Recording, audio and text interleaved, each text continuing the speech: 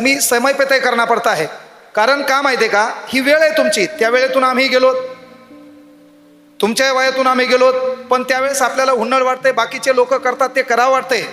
पण लक्षात घ्या, स्पर्धा परीक्षा म्हणजे सहज नाहीये. आजकालचं पोरगे त्या इंस्टाग्रामच्या नादात बेजार होऊ नका. व्हायरल व्ह्यू पेक्षा बेजार होण्यापेक्षा स्वतः आपला निकाल लागावा आणि चला मीडिया आपल्या घरापर्यंत यावा. ती पोरगी कोण आहे जिनं कंबाईनला क्रॅक केलं, जिचा PSI म्हणून रिझल्ट आलाय, तिच्या मायबापाची मला मुलाखत घ्यायची, इथपर्यंत मीडिया आपल्या घरी आला पाहिजे. तेवढं काम आपल्याला करायचं. त्याला पोस्ट टाकायची गरज नाही, त्याला म्हणायची गरज नाही. कळलं का? लाईक करा, शेअर करा, बेल आयकॉन क्लिक करा. ते म्हणायचं नसेल तर सध्या तुमचं वय आहे, या वयातच मेहनत करा. जे काय करायचं, काय झक मारायची मारा. जरासं त्या मीडियापासून बाजूला जा. इथं बसलेल्या पोरांना विनंती आहे, ते स्क्रीन चालू आहे का? तू माझ्याकडे पाय ना मग रे. हा, त्या स्क्रीनकडे पाहायला हा पोरी दिसेल काय त्याच्यात? हा, 10वी पास झाला ना तुम्ही? हा, चला एक इंग्रजी व्याकरणचा प्रश्न आहे तुम्हाला. इथं पुढे बसलेले मला कर्नलची स्पेलिंग सांगा. Colonel, colonel. पुढं पुढं एवढे पुढे बसलेली. ए पुढच्या पोरिओ, कर्नलची स्पेलिंग सांगा. COR म्हणले, एक तर मी इथून पळून जाईल. हा, कर्नलची स्पेलिंग काय? COLONEL. कर्नल म्हणतात त्याला. रचा तिथं अपभ्रंश आहे. र काय आहे? नाहीच त्याच्यात. हा, इंग्रजी कोणाची परफेक्ट आहे? इंग्रजी परफेक्ट नाही म्हणावं, मला व्हॉट्सअपला बोलण्यामुळे थोडीफार यायली. गुड नाईट म्हणल्यावर मला स्वीट ड्रीम म्हणता आले. स्वीट ड्रीम म्हणल्याच्या नंतर मला टेक केअर म्हणता आले. आणि टेक केअरच्या नंतर महाराष्ट्राने ज्या शब्दाला येडे लागले तो शब्द म्हणजे पिल्लू. हा, तर ताई, पेज नंबर 268 मराठीचं पुस्तक. पिल्लू हे फक्त डुकर आणि कुत्र्याच्या लेकराला म्हणतात. माणसाच्या लेकराला बाळ म्हणतात, बाळ. मग तुला एखादी पोरगी पिल्लू म्हणत असेल तर तुझं जेंडर, जात, धर्म चेंज व्हायला आहे.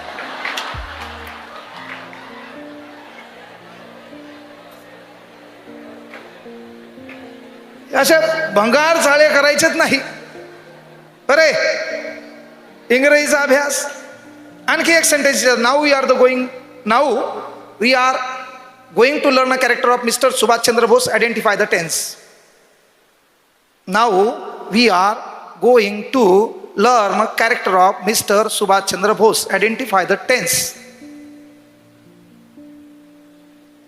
आता तुमच्या वयात म्हणजे तुम्हाला मी हायफाय गप्पा सांगायच्या, मंजिले इन्हीं को मिलती है जिनके सपनों में जान होती नाही, काय धतुरा होत नाही. सध्याचा अभ्यास लागल, सध्या थोडं सिरियस लागल, काहीतरी वेगळं करावं लागल. कळलं का? त्यामुळं तुमचं वय आहे, त्या वयातून आम्ही गेलो. अतिशय कष्ट करायचे, मेहनत घ्यायची आहे. आज आपण इथं चटईवर बसलात. आज कुठं बसलोत आपण? चटईवर बसलोत. येणारा काळ आपला ओळखायचा आहे ना. ते परिस्थिती, आपला बाप काय करतो, आपली माय काय करते, त्यापेक्षा आपल्या बापाला या स्टेजवर बसवता आलं पाहिजे, आपल्या माईला या स्टेजवर बसवता आलं पाहिजे. माझा कुठतरी निकाल लागला पाहिजे. मी तिथं बसलेली असेल पण सन्मानी आमदार माझ्या बापाचा इथं स्टेजवर सत्कार करतील हे स्वप्न आता तुझ्या हृदयात पडलं पाहिजे. त्याच्यासाठी तू आतापासून वाटचाल केली पाहिजे. ते काम तुझे. ते करण्यासाठी मोटिवेशनची गरज नाही आहे. आणि पोरं काय होतं माहिती आहे का, स्पर्धा परीक्षेमध्ये एक गोष्ट लक्षात घ्या, एक प्रश्न 4 ऑप्शन. तुम्हाला प्रश्नाचं उत्तर बदलता आलं पाहिजे. कारण दैनंदिन जीवनामध्ये तुम्ही भाग्यवान आहेत. एक परीक्षा आहे, 4 विषय, जराशी मेहनत घेतली, एकदा कॉम्पिटिशन आहे. इथं बसलेल्या स्टेजवर शिक्षकांच्या लाईफमध्ये एकदा कॉम्पिटिशन आलं. आमदार साहेबाला दर 5 वर्षी कॉम्पिटिशन आहे. जवळचे जपावं लागतात, बाहेरचे बी जपावं लागतात, है ना. प्रत्येकाला हँडलिंग करावं लागते. म्हणून आपण भाग्यवान आहे. जीवनातली एक स्पर्धा आहे. एकदा कॉम्पिटिशन आपलं संपलं, 58 वर्ष आपल्याला एन्जॉय आयुष्य बढियापैकी लोकांसाठी खर्च करता येते. म्हणून त्यासाठी थोडं सिरियस व्हावं लागलं. हां, बाकीचे लोक मजा घेतात त्याची आपण बी मजा घ्यायची. नाही तर होतंय काय माहिती आहे की झाड पळसाचं आहे. पळसाचं झाड कळतंय ना, पळसाचं झाड. तू काय मेट्रो सिटीत राहतो काय? पळसाचं झाड, पळस. आपली होळी असती ना, होळी, धुलीवंदन. जुन्या काळात आपण त्या फुलाचा काय करायचं, रंग करायचं. आता तर आठवलं असेल ना, तर झाड असते पळसाचं, आणि त्या पळसाच्या झाडावर एक इडं बसलेलं असते. काही येडे लोक मुद्दाम आपली मजा घेतात. त्यामुळं आपण जागरूक राहायचं आणि त्याच्या प्रश्नाची उत्तर आपल्याला फिरवता आली पाहिजे. मग आता एक येडं पळसाच्या झाडावर उभं असते, आणि पळसाच्या झाडावर बसल्यावर खालून एक शहाणं तुमच्यासारखं जाऊ लागलं, आणि जात असताना ते शहाणं पळसाच्या झाडावर चढू लागलं. वरच्या येड्याने विचारलं, कुठ चाललाय? खालच्या शहाण्यानं उत्तर दिलं, आंबा खायला. येडं कोमात गेलं. अख्खं गाव मला येडं म्हणतंय म्हणला, पण झाड पळसाचे आणि एक खालचं दलिंदर आंबा खायला वरती कसं काय आली? पुन्हा ते येड्याने विचारलं, भाऊ कुठ चाललाय? ते म्हणलं आंबा खायला. ते येड्यानं दोनदा डोकं फांटील हाणलं. मला अख्खं गाव येडं म्हणतंय म्हणला, पण झाड पळसाचे आणि हे आंबा खायला वरती कसं काय आले? शेवटी ते शहाणं पळसाच्या झाडावर आलं, असं खांदील टेकन देऊन उभं होतं. पुन्हा ते येडं म्हणलं, भाऊ मला अख्खं गाव येडं म्हणतंय, पण तुला थोडी अक्कल पाहिजे. झाड पळसाचे आणि तू आंबा खायला वरती कसं काय आला? तेव्हा त्या शहाण्याने येड्याच्या दोन कानाखाली वाजवले. मी आंबा खिशात आणलाय म्हणला, फक्त खायला वरती आलोय. तर जीवनात तुम्हाला मुवमेंट चेंज करता आली पाहिजे. लोक आपली मजा घेतील, लोक आपल्यावर डायलॉग घालतील, तेव्हा तुम्हाला बदलता आलं पाहिजे. पण आपला प्रॉब्लेम काय माहिती आहे का? सध्याचा युवक बेजार आहे. आणि आमदार साहेब, तुमच्या इकडं सध्याचा जो युवक आहे तो युवक फॉलो कोणाला करायला माहिती आहे का? ज्याच्या गळ्यात डुप्लिकेट मोठाल्या साखळ्या आहेत. तुमच्या इकडं सध्यात लय मोठा ट्रेड चालू आहे, ज्याच्या गळ्यामध्ये डुप्लिकेट साखळ्या आहेत, है ना? जो कुठतरी ताफे फिरवायलेत, 10-50 गाड्या किरायान घेतलेल्या, त्याला फॉलो करणाराचा वर्ग वाढलाय. हा ट्रेड बदलायचा असेल तर पहिल्यांदा तुला फॉलो तुझ्या बापाला करायचे, तुला फॉलो तुझ्या माईला करायचे, आणि तुला फॉलो छत्रपती शिवाजी महाराजांच्या विचारांना करायचे, तुला फॉलो डॉक्टर बाबासाहेब आंबेडकरांच्या विचारांना करायचे. तेव्हाच हा महाराष्ट्र कुठतरी बदलणार आहे. काल परवा तुम्ही पाहिलं असेल की ज्या काही गँगवरच्या घटना घडल्या, तेव्हा समर्थनार्थ पोस्ट आल्या. हीच महाराष्ट्राला लागलेली काळीमा आहे. हा युवक चाललाय कुठं? अरे पोरवा, आपण युवक आहे. युवकाची छान व्याख्या आहे, जो युवक आहे त्याच्याबद्दल छान व्याख्या आहे ना, की बाबा युवा ओ नहीं होते जो हवा के साथ बहते हैं. युवा वो नहीं होते जो हवा के साथ बहते हैं, युवा तो वो होते हैं जो साला हवा का रोग बदल देते हैं.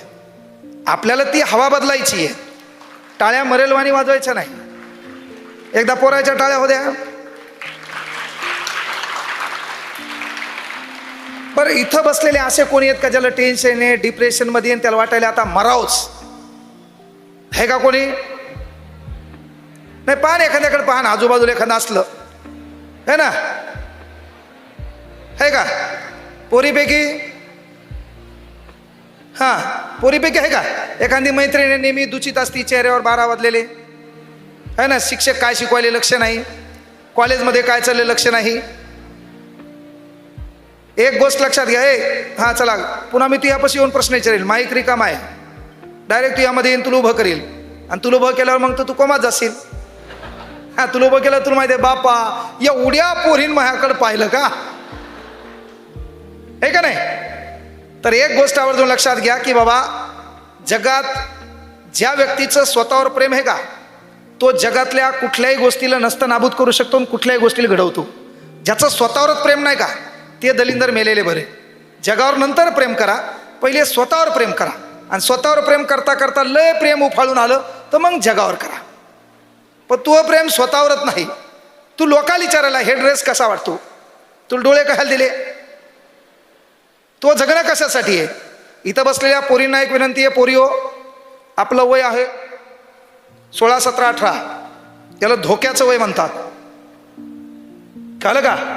आपल्याला काही लोक मिसमॅसेज करतील, काही लोक आपल्या शरीराचा उपभोग कसा घ्यायचा त्या उद्देशानं मेसेज करतील. पण आता आपण लहान नाहीत, काही गोष्टी आपल्याला कळायच्यात का, तर आपल्याला जगायचं आपल्या बापासाठी. आपली ही जी लढाई आहे ती बापाच्या कष्टासाठी आहे.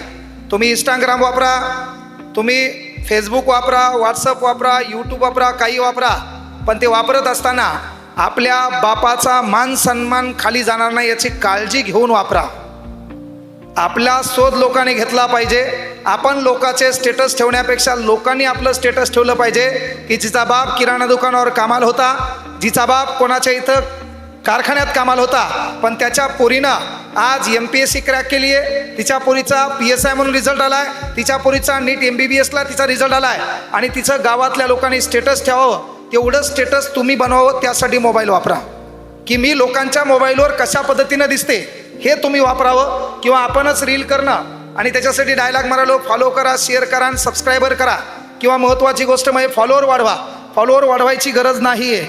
या देशात जी लोक कधी कोणाला फॉलो करा म्हणले नाही, पण त्या माणसाच्या कामानं अख्खा देश परवा दिवशी रडला होता. तो म्हणजे एक रतन देश को टाटा करके गया, ते म्हणजे रतन टाटा. आणि जे गेल्यावर ज्यांचे 1 मिलियन फॉलोअर एका दिवसात वाढले. म्हणजे तुमचं काम मोठं असेल तर नक्की लोक तुमच्या कामाचा शोध घेतात. क्योंकि काम ऐसा करो कि नाम हो जाए, नाही तो नाम ऐसा करो कि नाम सुनते काम हो जाए. ते नाव काल परवा या भारतातून गेलं, पण अख्ख्या भारताच्या डोळ्यामध्ये आसू होते. ते नाव म्हणजे रतन टाटा. म्हणून देशासाठी काही द्यावं लागतं, देशासाठी काही करावं लागतं.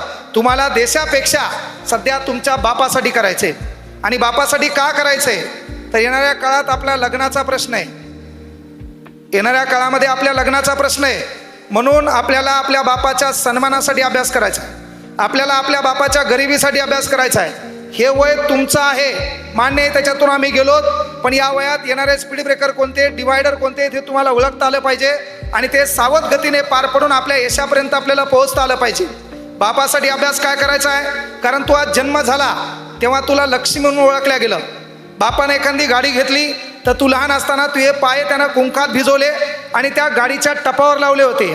तू लहान असताना तुझे पाय त्यानं कुंकात भिजवले आणि घराच्या पायरीपाशी बापानं लावले होते. म्हणजे जन्मता बापानं तुला लक्ष्मी समजलं होतं. येणाऱ्या काळात तू लोकांच्या घरी जाणार तेव्हा त्यांच्यासाठी पण लक्ष्मी आहे, पण ती लक्ष्मी असताना बापाचा सन्मान तुला याच्यासाठी जगायचा आहे. येणाऱ्या काही काळात तू मोठी होशील, त्याच्यानंतर तुझा बायोडाटा तयार होईल. हनुवटीवर हात ठेवलेला असेल, तुझा छानसा फोटो पुढच्याकडे जाईल, आपल्याला पाहायला एखादं पोरगं येईल, गाडी किरायाची असेल है ना, हा ते त्याच्याकडे पाहू नको. मी त्याच्यासाठी सांगितलं ते ड्रोन आहे. त्या ड्रोनच्या गर्दीत दिसण्यापेक्षा आपल्यासाठी गर्दी झाली पाहिजे. का तर गर्दीचा भाग व्हायचा नाही भाऊ, गर्दीचं कारण बनायचं. आपल्यासाठी गर्दी झाली पाहिजे. त्यामुळं गर्दीच्या फोटोत पाहायचंच नाही. कोणाचा बड्डे आणि त्या बड्डेसाठी शुभेच्छुक बॅनर लागले तर त्या बॅनरमध्ये स्वतःला झूम करून पाहण्यापेक्षा आपल्यासाठी लोकांनी बॅनर लागलं पाहिजे, आपल्यासाठी लोक जमले पाहिजे. एवढं काम तुम्हाला करायचं आहे. इथं बसलेल्या बहिणींसाठी मुद्दाम मी उदाहरण का सांगितलं की पोरिओ, तुमच्यासाठी एखादा पोरगा पाहायला येईल, रंगानं काळी सावळीमुळे एखादं पोरगं नाकारेल देखील, तेव्हा बापाला दुःख होणार आहे. पण अंतिम प्रसंगी तू ही सोयरीक जमली, गावातले लोक मध्यस्थी झाले आणि तुझ्या लग्नाचा प्रसंग येणार आहे. त्या लग्नाच्या प्रसंगामध्ये बाप काय करणार की जेवढी प्रॉपर्टी बापानं जमा केली तेवढी प्रॉपर्टी गावातले लोक कसं लग्न चांगलं झाले हे म्हणण्यासाठी बाप जे नाही ते करणार. मोठ्या पोरीचं नेमकंच लग्न केलंय, सावकाराकडून घेतलेला पैसा आणखी फेडला नाही बापानं. लहान भाऊ तुझा मोठा भाऊ तुला शिकवायचं किंवा तेव्हा लग्नाचा प्रसंग म्हणून त्यांना नोकरी करता आली नाही, त्यांना शिक्षण घेता आलं नाही, कुठल्या दुकानावर ते काम करतात. एवढं करून बापानं आपले जे सोयरे त्यांच्या पाया पडले आणि त्या लग्नाचा प्रसंग घडून आणला आहे. गावातल्या जवळपासचा छानपैकी मंडप डेकोरेशन लावला आहे. त्याच्यानंतर नवरदेवानं आग्रह केला आहे की मला लग्नात गाडी पाहिजे. त्या बापानं गाडी घेण्याचा प्रयत्न केला आहे. नवरदेवानं आग्रह केला आहे मला 1 तोळ्याची अंगठी पाहिजे. त्या अंगठीचाही प्रसंग बापानं ओढवला आहे. त्यानं सांगितलं लग्न धूमधडाक्यात पाहिजे, तेही बापानं ऐकले. लग्नात जेवायला हेही पाहिजे, तेही बापानं ऐकले. ह्या प्रत्येक गोष्टी पूर्ण केल्यावर जेवढा पैसा बापाकडे होता तेवढा पैसा त्या लग्नाच्या 1 दिवसात खर्च होणार आहे. त्या बापाला कोणी म्हणणार नाही तुम्ही जेवलात का, त्या बापाला कोणी म्हणणार नाही तुम्ही कपडे नवीन घातले का नाही, त्या बापाला कोणी विचारणार नाही. आणि तो अंतिम प्रसंग तुझ्या लग्नाचा आहे. तू त्या नट्टापट्ट्यामध्ये खुश राहणार, तू ब्युटी पार्लर जाणार, लवकर तुला स्टेजवर जायचं आहे, त्या ठिकाणी मंगलाष्टिका आहेत, तू त्या नादात असणार, तुझ्यासोबतच्या करवाल्या असणार त्याही नादात असणार. तो बाप दिवसभर बेजार असणार, कोण जेवायचं राहिले, कोणता पाहुणा यायचा राहिलाय, कोणाची भेटीगाठी राहिल्या. आणि मग तो अंतिम प्रसंग लग्नाचा. लग्नामध्ये तू मधातून येणार आहे, बहारो फुल बरसावं गाणं होणार आहे, छान पद्धतीनं लग्न होणार आहे. तुझा मामा बाजूला उभा आहे, नवरदेवाचा मामा बाजूला उभा आहे. मंगलाष्टिका पार पडल्या. लग्नात बाप वारंवार माईकमध्ये एकच वाक्य बोलणार आहे, जेवल्याशिवाय कोणी जाऊ नका. बाप वारंवार एकच वाक्य बोलणार आहे, जेवल्याशिवाय कोणी जाऊ नका. प्रत्येक माणसाच्या जेवणाची काळजी बाप घेणार आहे. बापाला त्या दिवशी बूट घालता येत नव्हतं, वर बापाला आणि वर माईला. वर बाप असेल किंवा वधूचा बाप असेल त्या दिवशी त्याला बूट घालता येत नसतो, अनवाणी पायानं तो इकडं तिकडं फिरणार आहे, प्रत्येक पाहुण्याची काळजी घेणार आहे. आणि मग शेवटचा